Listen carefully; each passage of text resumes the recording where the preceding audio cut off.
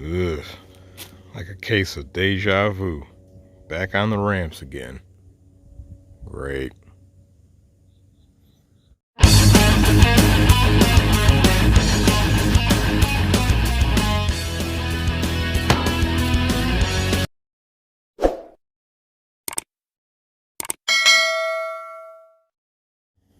All right.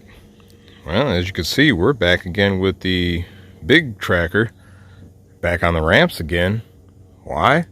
Because our last attempt to stop the oil leaks that we seen was not successful.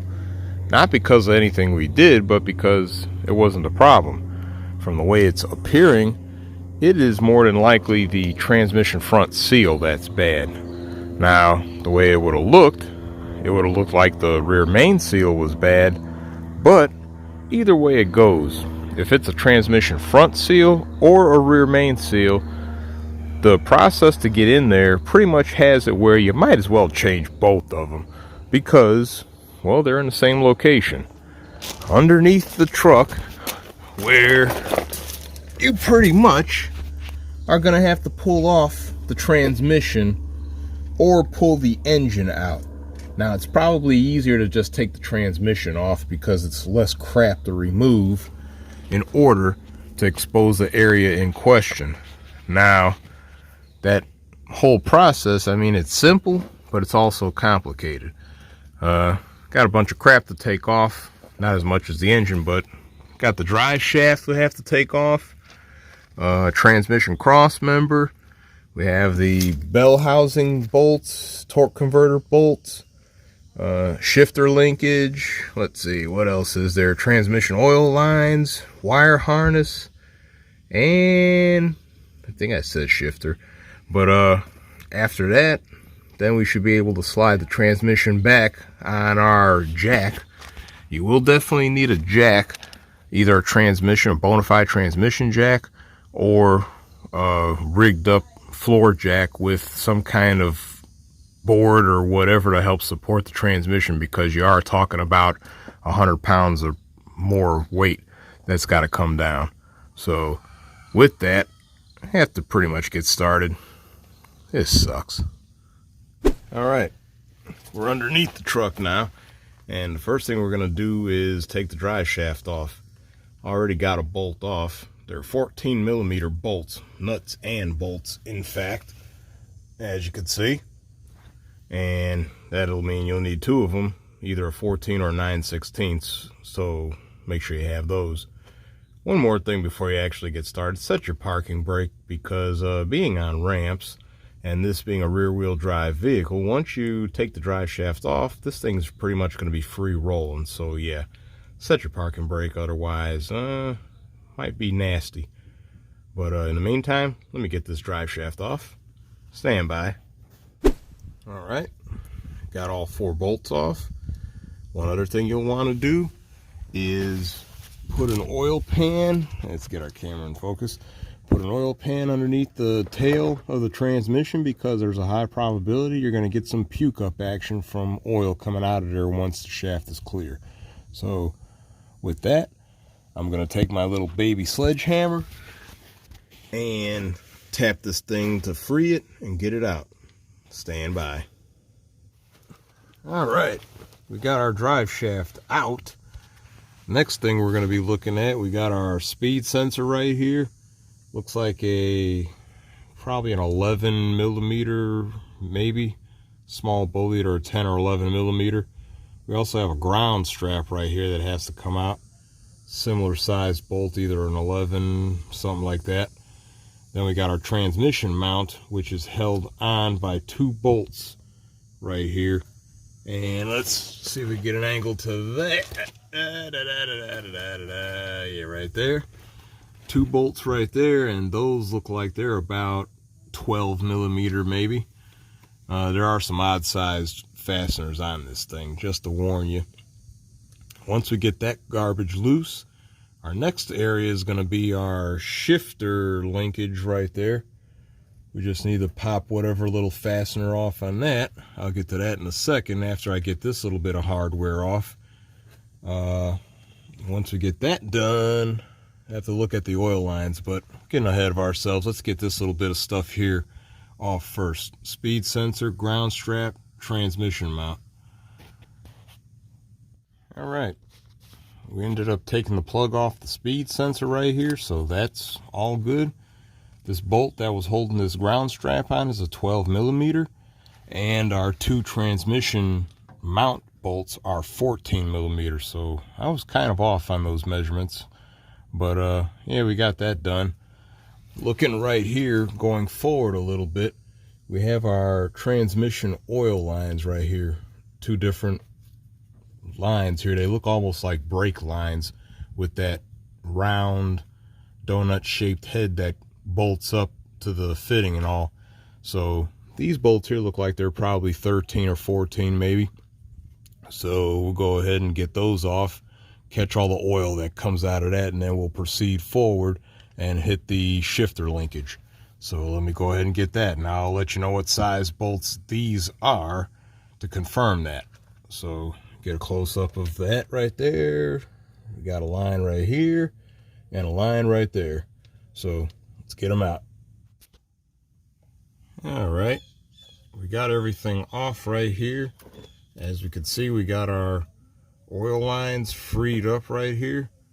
This here is the bolt that goes in those oil lines. Like I say, it looks like a brake line bolt. It's a 14mm, so simple thing to get off. There's also a couple of washers, just like on a brake line, that you have to take into account, so don't lose those, otherwise you will have to replace them. So now our next move is going to be, as I stated, I'm gonna get the shifter linkage off, and then we're gonna go ahead and start looking at the bell housing and torque converter bolts. So let's get that started. All right, we got our snap ring and the washer off on the linkage, along with a piece of the bushing, little plastic bushing that'll have to be replaced. But all in all, our shifter linkage is now freed up.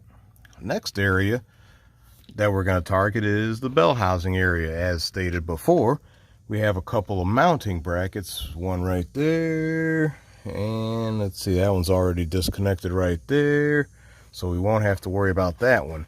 But once we get that one loose, our next thing is going to be the torque converter bolts. I think there's either 3 or 4 of them that have to come off, but it's all easily reachable. I just have to be able to turn the flywheel and torque converter around, which I'll probably do that with a breaker bar on the crank pulley. But once I get that done, then we'll go ahead and start looking at the bell housing bolts going around there, which isn't really that big of a deal either. Once that's all done, I'll already have mounted our jack right there. There's our jack. We'll put our jack underneath the transmission oil pan and get some support under it. So the last thing that I can take off is our cross member right there, which has 2 bolts on each side. And once that is done, our transmission is free to come out. So let's go ahead and get this stuff off from around the bell housing. In order to get the torque converter bolts out, there's a very small area that is open enough for you to do so. Right in here is about enough room for me to get a short socket in place in order to get the bolt off. I actually had to use a large screwdriver working the teeth in the flywheel to slowly rotate the engine around to get the bolt in that position where I needed to in order to get it off, because, well, it's so tight here that there's really nowhere to get a breaker bar in place, and I'm not about to remove a bunch of other trash just to do that one little procedure. So let me re-rotate this engine again, or rotate it, re-rotate, what the hell is that? Let me rotate this engine around so I can get the next bolt over so we can show you what we're talking about. Stand by. All right, got it rotated around to the next bolt, and as demonstrated, the socket, short socket, is what we'll need with the ratchet in order to get it in position, and just have to exercise a little caution when you try to break that bolt, unless you don't mind scuffed knuckles. So with that, I'm going to go ahead and take these bolts off. I believe it's more than 4. It's probably about 6. So let me get this done. One more thing to make note of. In order to knock those bolts off, with the socket and ratchet, you're going to have to use your big screwdriver to wedge into the teeth on the opposite side of the flywheel so you can hold everything stationary so you can get the torque you need in order to knock that bolt off. So yeah, you're going to have one hand on your screwdriver right here and another hand on that socket, on that ratchet there, and hopefully you don't bust your hands up in the process. So let me get this done. Hopefully I don't bust up any hands. After we got our torque converter bolts off, the next thing I'm going to have to take off is the starter because, well, it's bolted to the bell housing. And once the transmission comes back, that starter is going to go with it, and that's going to be a problem. So get that off, and then we're going to start hitting our bell housing bolts. So knock these two, they look like 14mm bolts, holding the starter on along with our cables and everything, which means taking the battery loose as well. So we got a whole lot of different little things that we have to address on here. Let me get the starter off. Pulling the starter off is its own little fun thing. These bolts are actually 12mm. Like I said, there's a lot of weird fasteners in this truck. So that bolt right there is pretty easy to get to. The other one, I'm going to have to reach it from the top more than likely because, well, you can't see the damn thing. As for the solenoid area, we've got the main cable right there. Have to get that boot off a little bit. That looks like about either an 11, maybe a 12 just as well. Who knows? I've been off quite a bit. And then we have the regular little plug right here for the to actually engage the solenoid. So go ahead and get that power cable off, get these bolts off, and get this starter off. All right, if you can see here, we have two ratchets on our starter. Smaller one with a 12mm socket on the solenoid nut, and a larger one with a 6-inch extension and a 12mm socket on the top mounting bolt, which is not visible because of our position here. We had to pull the battery out in order to get the clearance necessary to get our arms and hands in there to reach that garbage. So with the sockets in place, I can now pull our starter off. So let me pull our starter off. Another thing to mention. The top bolt actually has a nut behind it. At least on my installation it does. So yeah, you're going to have to get in there with a 12mm wrench and kind of go by feel to find where that nut is at in order to get the wrench on there and hold that in position while you ratchet off the bolt. What a mess. Alright, we got our starter free. Rather than just take it all the way out, I'll just let it sit there because, well, we're not changing the starter, we're just getting it off. So now we can move on to the bell housing. We're getting close. Home stretch almost. Alright, before we get our bolts out of the bell housing, had to get the jack in place to support the transmission so the thing don't just flop down and hit the ground. As far as our bolts, there appears to be 4 of them. 2 of them near the bottom corners of the block on either side, and 2 of them at the very top of the block almost on either side. They appear to be like 17mm maybe. I'll get back to you on that. I'm gonna get some tools in here, see what all we need to get this garbage out. Stand by. Alright, on the right side of the engine we have our first, it's actually a nut on a stud it appears. Now one other thing I made note of on our transmission lines, let me zoom in to see this. If you so choose, you might actually prefer to just disconnect the transmission lines from this point right here, where you just have a couple of spring clamps on the rubber lines that go between the metal lines on the transmission and the radiator. That way you can save yourself disconnecting them from the actual transmission. But I just went ahead and took all that loose anyway, so I'm probably going to still have to take these hoses off just as well, just to kind of spare myself some headache. But I'll get back to you on that in a minute. I'm going to get these bell housing bolts and stuff off so we can get this transmission down, because after that we still have the cross member. So stand by. Our 2 bolts at the top of the bell housing are going to have to be removed with a simple wrench, 17 millimeter, because, well, it's tight up there. The left side I'm able to reach from the top here, but the right side I'm probably going to have to get it from underneath because it's super tight and really can't even see the bolt from that vantage point at the top. So yeah, then there's one other thing. Give me a second. You're going to want to put a piece of wood or something underneath your oil pan, so when you do pop the transmission off, this engine will rest on that hunk of wood, so it isn't putting too much stress on your motor mounts or your fan, which will be in that fan shroud up there. You don't want to put any undue stress on any of that stuff. You want everything to stay in the same line that it normally is when it's all together. So 2x4. Let me get these bolts off up here and move on. As stated, the easiest angle to reach this bolt on the right side is from the bottom, and even that's a pain in the butt. But yeah, you're going to be doing it partially by feel, so get ready for that if you have to do this crap. Let me get this bolt out.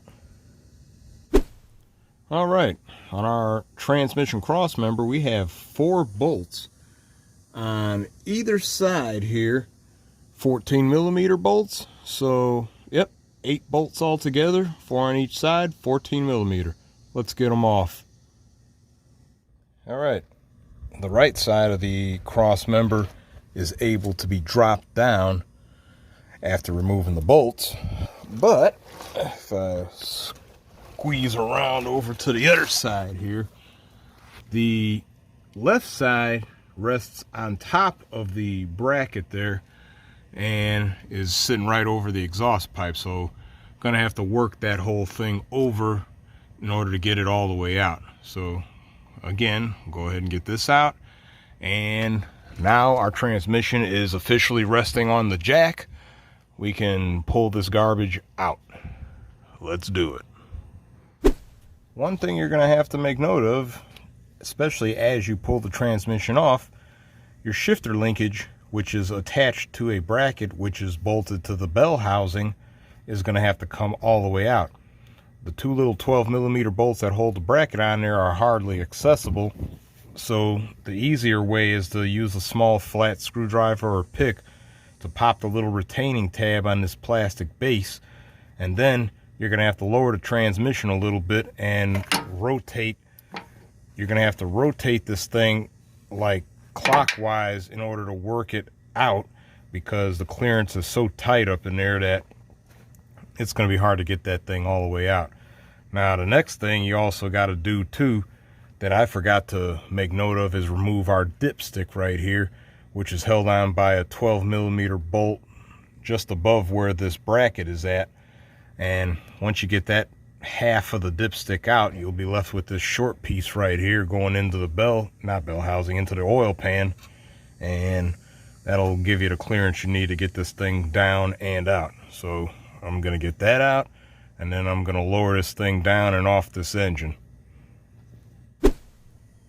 Yeah, it just gets better. There's actually a second mounting point for this dipstick on the side of the transmission that uses a 12 millimeter bolt, and it's in such a tight spot that I'm gonna have to use a wrench to get it off, because it's too tight of a spot to even get a short socket in there.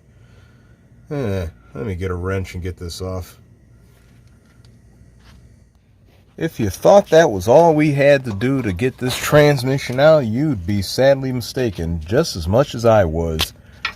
After lowering the transmission down enough, I was able to access the plug for the transmission, which is so recessed up in there that the only way to get to it is lower the transmission down enough to get your hands in there.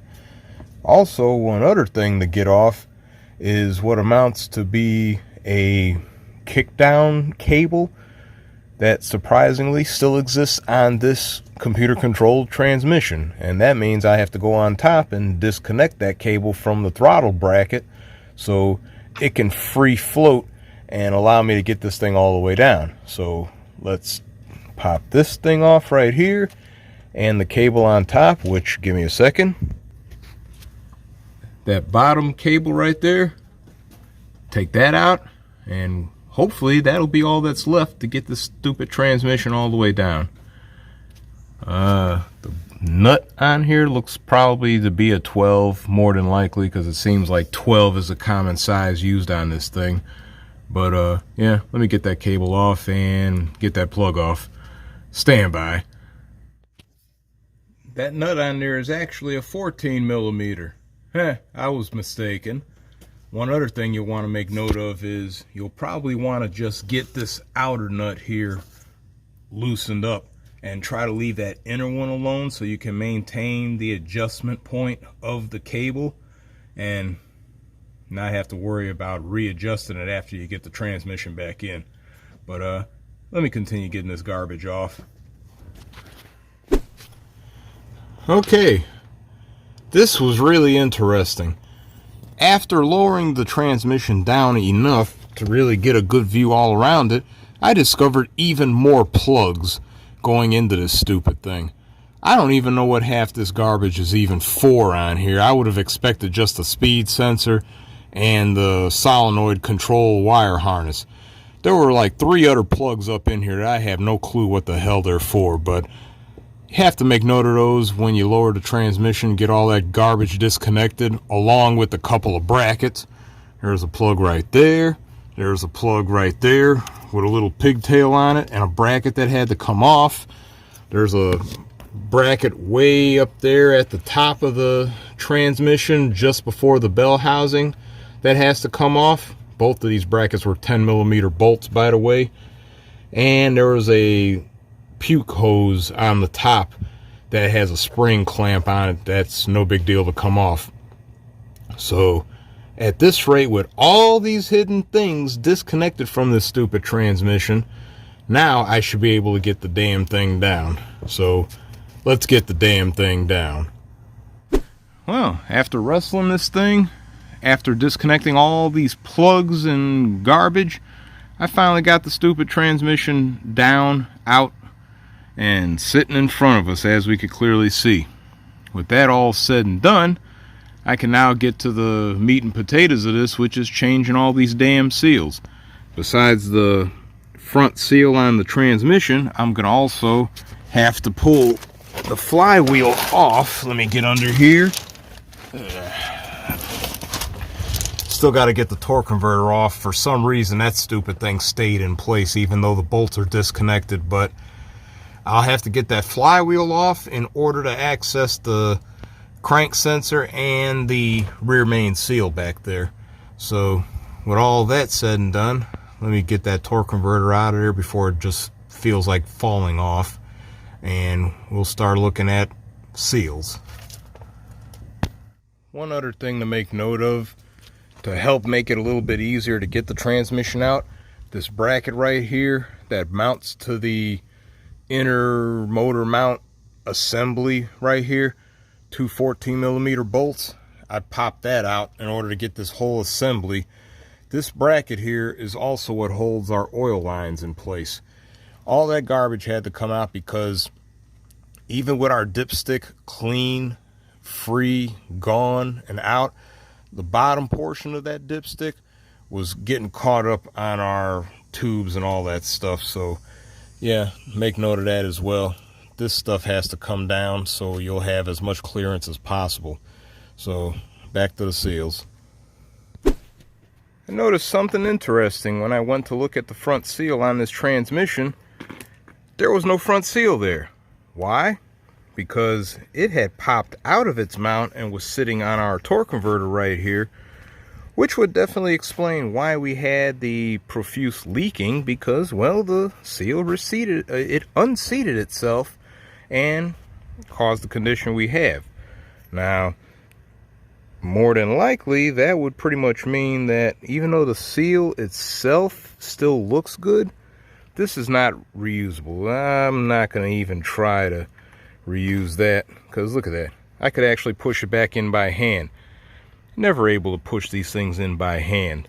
You almost have to hammer these things in with a special tool like a hunk of pipe or something. let me get that garbage back out and put our new one in. Stand by.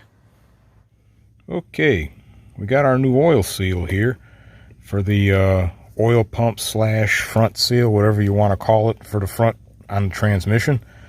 One of the things you got to do is put a little thin layer of oil, transmission oil, around this lip that actually fits around the neck of the torque converter, since the torque converter is spinning in there all the time. And you want a little bit of oil on there for some slight lubrication, because you don't want to burn this thing up prematurely, so you don't have to do this garbage again. But yeah, you just take the seal and go ahead and put it in position here. Try to keep it as straight as possible.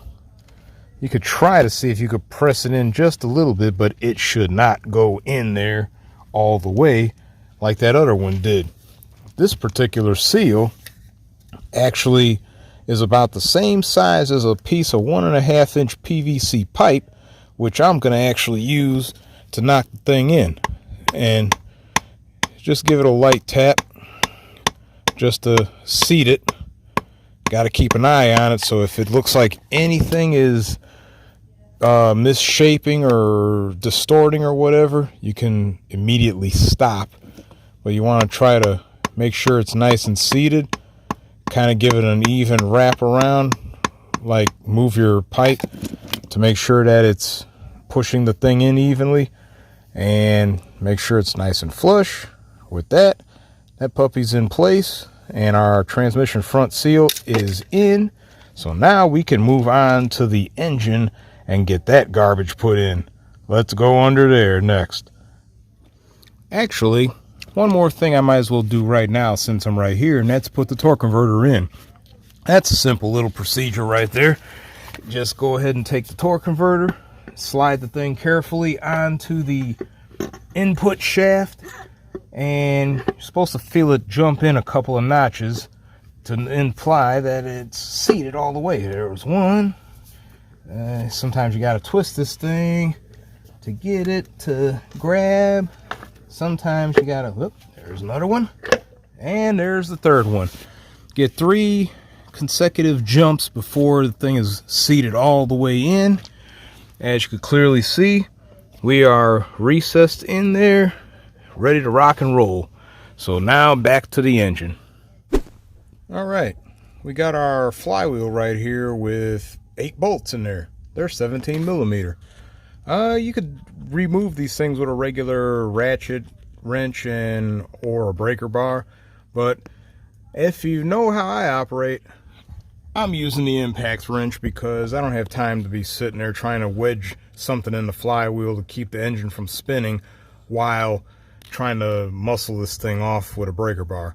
So yeah, we're gonna go ahead and knock these things off, get this flywheel off, get this little cover right here, because I'm gonna have to straighten that thing out after bending it some in the removal of the transmission, and then we'll look at our rear seal garbage. So let me get this off. Okay, so now we got our bolts off, and one thing to make note of, shouldn't get too scared, one of those bolts apparently is in a oil jacket or whatever you might call it in the crankshaft, because when I removed it, oil started coming out. But yeah, whatever. You got a ring right here that you gotta make note of. And let's get the flywheel off, get our flywheel down and out, get that out of the way, and we get our plate thingy right here. If this bullshit would come off. Hold on. There we go. Got that damn thing off. Like I say, I'm gonna have to straighten that out. But yeah, Suzuki in their infinite wisdom, when they made these engines, actually put the crank sensor underneath the damn flywheel. Don't ask me why. As much as I do like these little cars, I think this is the dumbest damn idea that anybody could have ever came up with in the placement of any sensor, where you got to do all this for it. But that's either here or there. Next thing is looking at this rear main seal to see what the hell we're going to do about that. All right, we got one more ring here to remove. Once we get that off, you can now see the size of the rear seal. It's almost the same exact thing as the front seal on the transmission. Metal ring with all the rubbery garbage inside. Removal will probably be a little more entertaining. I've seen ideas where people essentially drive sheet metal screws through the thing to provide some type of anchor point with which to pull the thing out.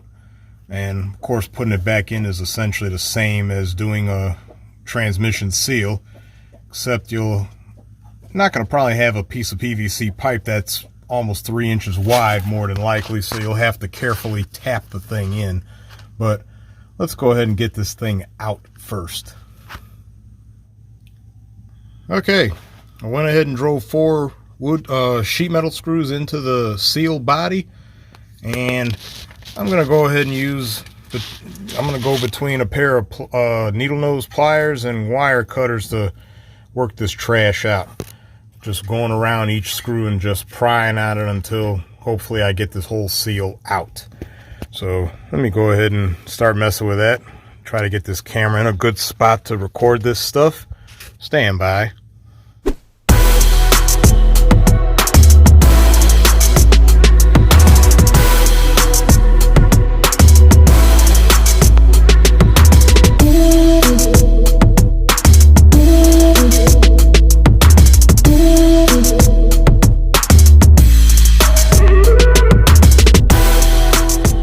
Well, as we could see, out of the 4 screws, one of them just pulled itself free because it was probably not grabbing a good solid spot. The other 2 were in there just right enough to allow me to help pry the thing out using the wire cutters. And, well, the seal is out. So now we'll go ahead and prep our new seal and get it in. Just like with the transmission seal, I'll need to put a little oil on the inner part of the seal so we can get that lubrication between the crankshaft and the seal material, so it'll help it last. And I'm going to use a little mallet to tap the thing in carefully, working my way around, and hopefully get this thing sealed nice and flush and even, so we can move on. So let's go.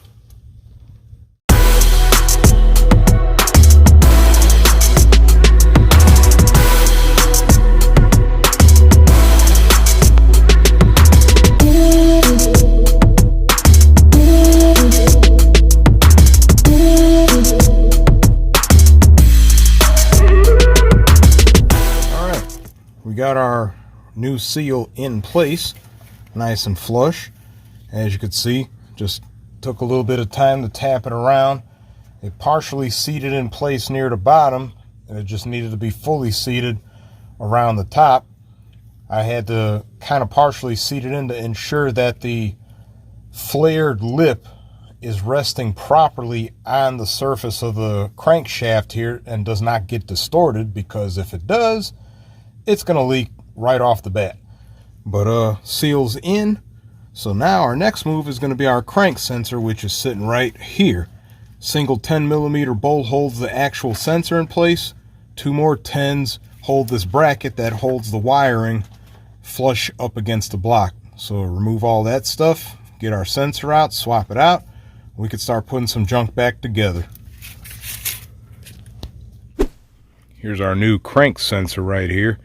One thing you'll want to do before you put this thing in is smear some oil over this O-ring right here so the thing will seat properly, and lubricate that O-ring so it doesn't get compromised in any way where it might start leaking. So got that. So now we can put this thing in. All right, we got our crank sensor fully installed here. Good focus there. I don't know. There we go, that's better. got our crank sensor in place. Everything's bolted back up. With that, I could go ahead and put our metal plate on, our little spacer thingy right here. Let's see, let's put that little sucker up. It goes right there, like that. The little thingies right there, the little spacing thingies there. Here we go. Let's see, that little sucker's supposed to fit in there. You little booger. Yeah, man. Here we go. Got that one there. Then the other side popped back out. Anyway, these little spacer bushing things slide into the block to help hold this thing in place. I have to kind of manipulate this previously bent portion a little bit more so I could get this bushing into the block and then get our flywheel on. So give me a minute with that.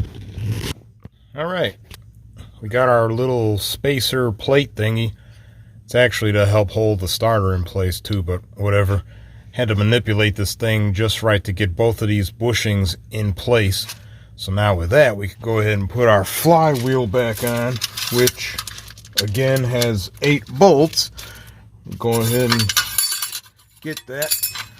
There we go. Flywheel, big freaking flywheel. Well, it ain't really big. Now, of course, you'll want to make sure everything is clocked properly. Otherwise, you'll sit here and play around trying to get the stupid thing to line up where it's supposed to go. Probably would have been smarter to mark this shit, but yeah, I'm gonna need both my hands again. But general idea, clock everything just right, put all the screws in there. I'm gonna get the torque specs on this thing, so even after I buzz these bolts on there, I could put a torque wrench on here and get the proper torque specs on this garbage. So give me a minute and I will let you know what all that's about. Stand by. One thing that you'll probably want to consider doing before you put your flywheel bolts back in is probably put a little bit of some thread sealer, thread locker on the bolts. Not only because you want to keep the bolts in place, but because, well, there was that one bolt that went through some type of oil jacket or whatever. If anybody knows about these J20 Suzuki engines, they could feel free to enlighten us about the intricacies of that. But yeah, thread sealer on the bolts. Let's put them in. All right. Obviously, when you're using a regular ratchet wrench, breaker bar, or in our case, a torque wrench, you're going to have something in the flywheel to hold things in place so the wheel does not turn as you're trying to apply the amount of leverage necessary to get your torque down to the number that you need.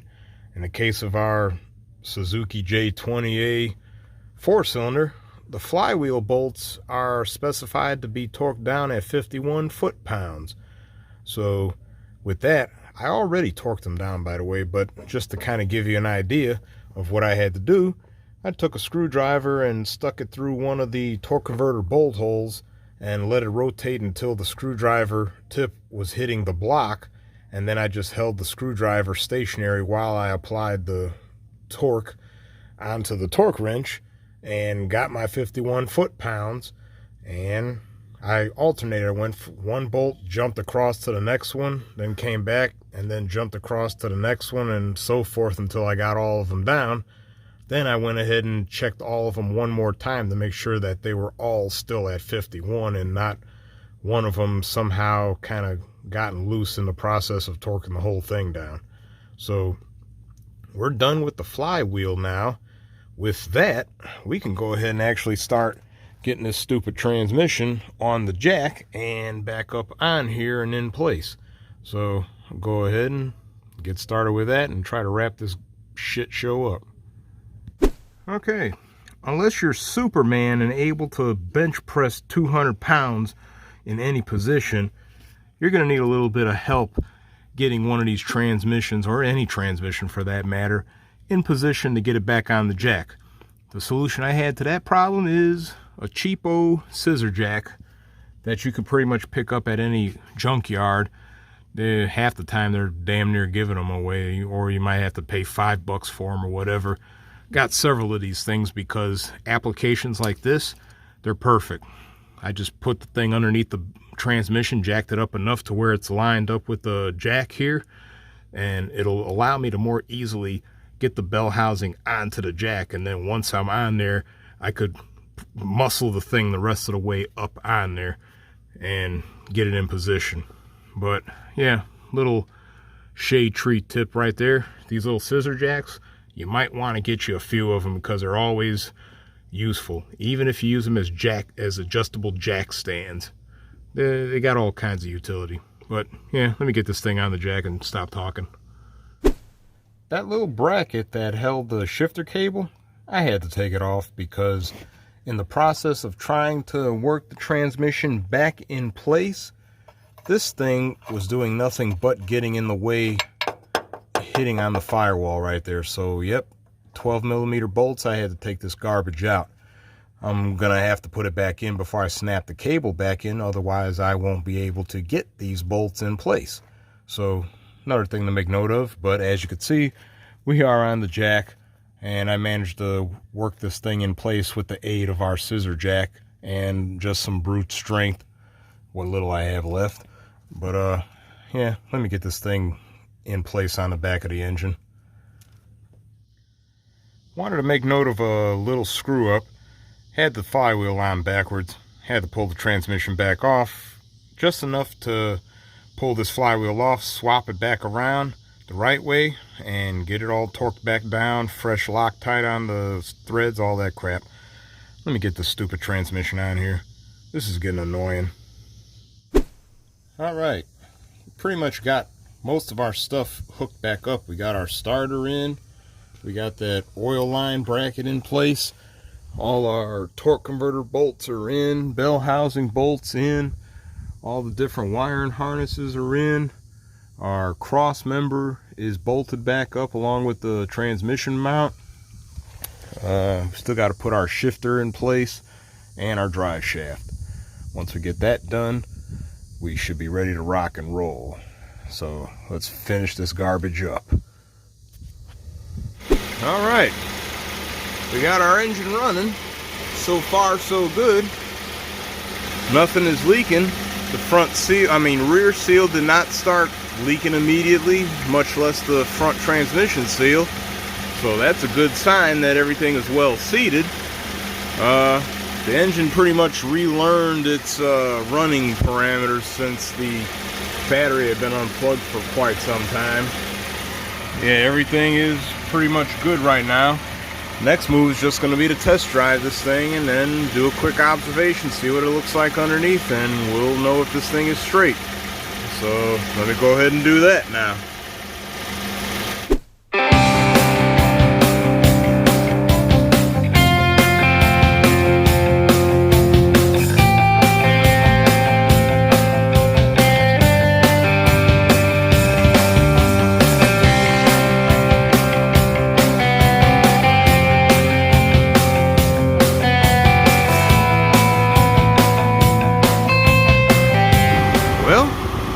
Did a good little run around the block, and we pretty much average speeds around 50 plus miles an hour, and everything seemed to work fine. Transmission ran fine, the engine continued to go good.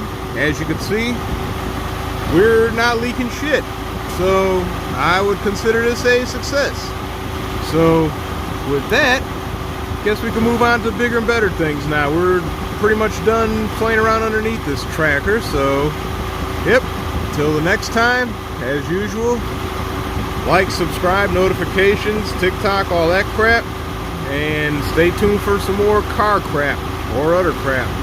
Oh, if you're wondering what that little bit of smoke is coming from underneath there, that's all the residue I got to burn off from the last upchucking of oil before we even did this job, just in case you were wondering. but you cannot see any oil dripping currently from the bell housing or anything. So again, success. I'm done. I'm out.